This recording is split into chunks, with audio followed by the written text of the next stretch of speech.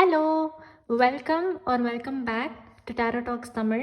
So இன்றைக்கான topic வந்து உங்கள் வாழ்க்கையில் அடுத்து நடக்க இருக்கிற நல்ல விஷயம் என்ன, உங்களை தேடி வர நற்செய்தி என்ன அப்படிங்கிறது தான் இன்றைக்கி நம்ம பிரபஞ்சம் கிட்ட கேட்க போகிறோம்.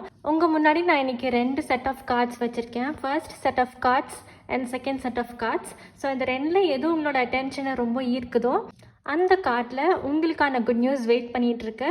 அது என்னங்கிறது இன்னும் ஃபியூ செகண்ட்ஸில் நம்ம தெரிஞ்சுக்கலாம். First set of cards choose பண்ணியிருக்கீங்களா? உங்களுக்கு அடுத்து நடக்க போகிற நல்ல விஷயம் என்ன பார்த்துடலாமா? ஒரு பர்சன் உங்ககிட்ட இப்போ கரண்ட்லி பேசாமல் இருக்காங்க. அதை நினச்சி நீங்கள் ரொம்ப வருத்தப்படுறீங்க. நீங்கள் இந்த பர்சனை ரொம்ப மிஸ் பண்ணுறதையுமே பார்க்க முடியுது.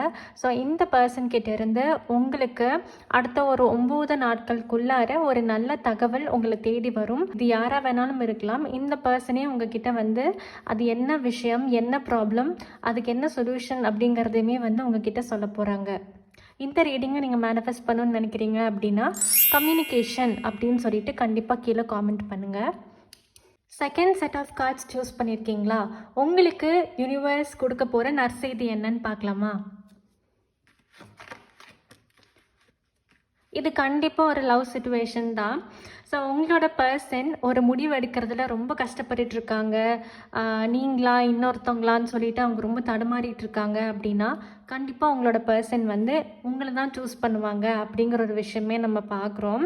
நடுவில் வந்து இன்னொரு பர்சனை அவங்க சூஸ் பண்ண மாட்டாங்க அப்படிங்கிற ஒரு குட் நியூஸ் வந்து உங்களுக்கு அடுத்த ஒரு 6 வாரத்தில் வந்துடும். ஸோ இந்த ரீடிங்கை நீங்கள் மேனிஃபெஸ்ட் பண்ணணும்னு நினைக்கிறீங்க அப்படின்னா லவ் அப்படின்னு சொல்லிட்டு கண்டிப்பாக கீழே காமெண்ட் பண்ணுங்கள். இதே மாதிரி உங்களை நான் இன்னொரு ரீடிங்கில் சந்திக்கிறேன். பாய்.